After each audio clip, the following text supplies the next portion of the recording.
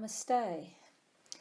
Hearing the names of Krishna is not only of immeasurable value for us, the souls in the human form, but for all living entities in the lower species of life. The trees, the horses, the dogs and cats, birds and bees, and so on. They can significantly benefit from hearing Krishna's names. In October 1986, a father and mother and their 2 children all wrote together to Jagad Siddhaswarupananda, asking him about caring for spirit souls in lower species of life. He sent them a long reply, which included the detailed explanation about chanting to spirit souls in lower species at the time of their death. He defined 6 points in this regard. He wrote, concerning the questions that a lot of people have, and that is, if a person chants the names of Krishna to, for example, a deer or a bird or whatever, and then that deer or bird leaves their body, the question is, 1, whether or not that person goes directly to Krishna, or 2, whether or not they take on a human form of life directly and thereby enabled to come into contact with devotees of Krishna and make more spiritual advancement. The situation will be different in every case. The difference will be based upon the purity of the chanter and the chanting.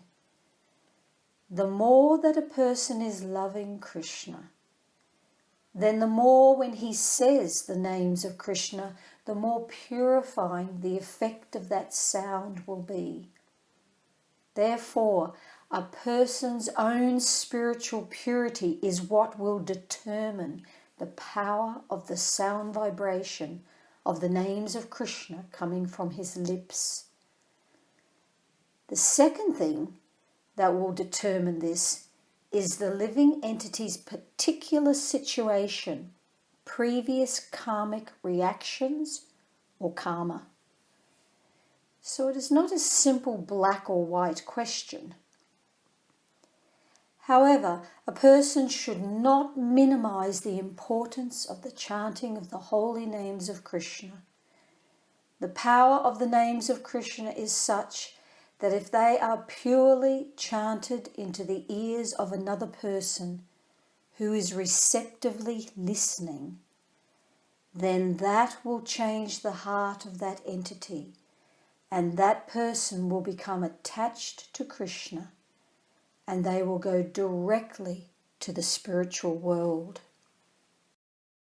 And yet, even if a person is not purely chanting the names of Krishna, and even if the person who is receiving the sound vibration into their ears, if they are extremely contaminated, in other words, even if a person still has some material desires in the core of their hearts to be the enjoyer, that living entity will at least be born into the human form of life and will have an opportunity to come into contact with devotees of Krishna and make spiritual advancement from that point.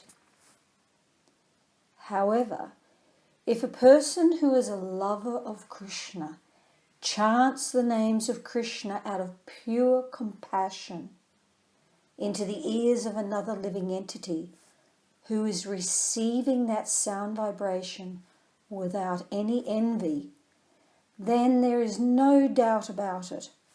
That living entity in the lower species of life will not have to go through all the various evolutionary forms before they reach the human form.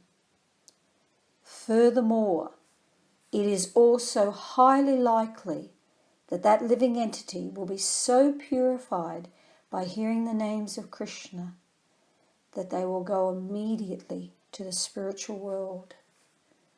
This is not my opinion, but rather this is the conclusion of scriptures. The power of the holy names is such that it cleanses the heart of the dust accumulated for lifetimes. The power of the holy name is none different than the power of the Supreme Lord himself. The same points apply to prasadam distribution.